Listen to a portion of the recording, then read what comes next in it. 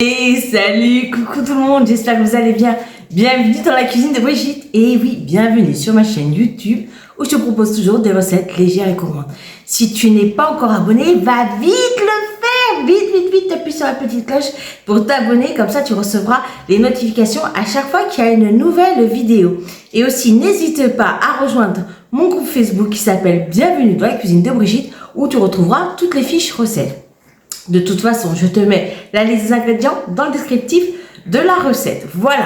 Bon, là, on va rentrer dans le vif du sujet. J'avais une envie de spaghettis à la bolognaise. Oh oui, bon, ça me prend pas, on va dire, les 4 à 5 fois par semaine. On va pas se mentir.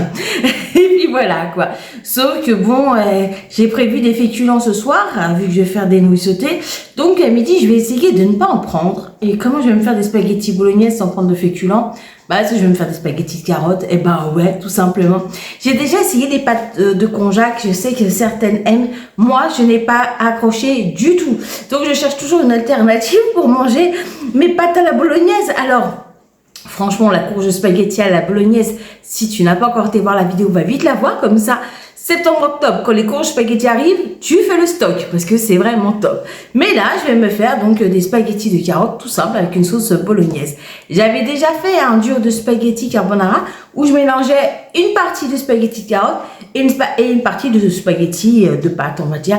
Mais là, j'ai allégé encore la recette. On n'aura que des spaghettis de carottes. Tu peux aussi rajouter des spaghettis de courgettes dedans. Mais alors là, il faudra faire attention au niveau de la cuisson, la courgette qui n'est pas du tout la même que la carotte. La carotte, il faut la cuire un peu plus longtemps. Donc, si tu veux faire cette recette en rajoutant de la courgette, tu rajoutes vraiment la courgette, on va dire, dans les 3-4 dernières minutes de cuisson.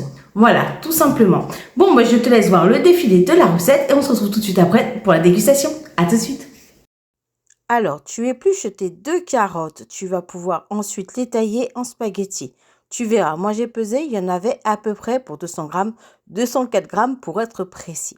Tu vas ensuite émincer un demi-oignon et tailler 5 champignons en petits morceaux. Tu mixes une boîte de tomates pelées. Sur le feu, tu vas mettre une cuillère à café d'huile d'olive.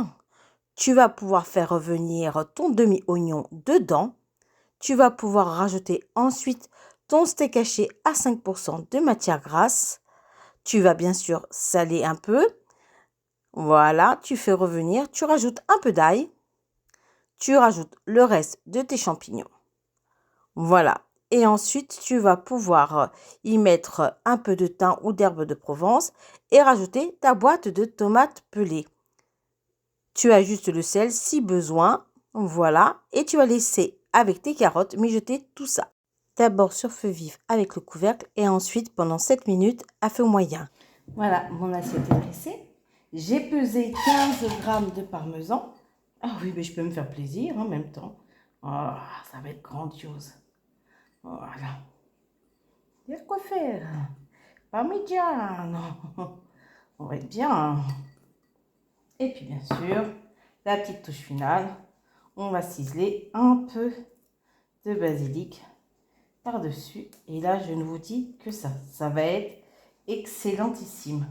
On va se régaler sans aucune culpabilité, aucune. Voilà.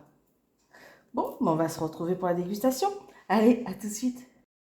Regarde-moi ça, la gourmandise n'est pas un vilain défaut. Et comme c'est appétissant, allez, on va goûter. Je mélanger le parmesan pour qu'il y en ait un peu de partout. Je sais d'avance que ça va être super bon. Alors, on va tourner nos spaghettis. Vous avez vu, ça fait une sacrée assiette, hein. Ah, c'est pour les bonnes, ou les beaux mangeurs ou les bonnes mangeuses comme moi. Allez, bon appétit.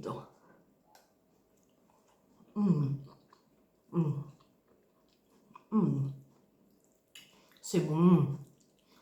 Elles sont al dente. C'est parfait. Écoute, là, tu as une belle assiette. De quoi vraiment te régaler. Voilà. Bon, mais j'espère que cette recette t'aura plu.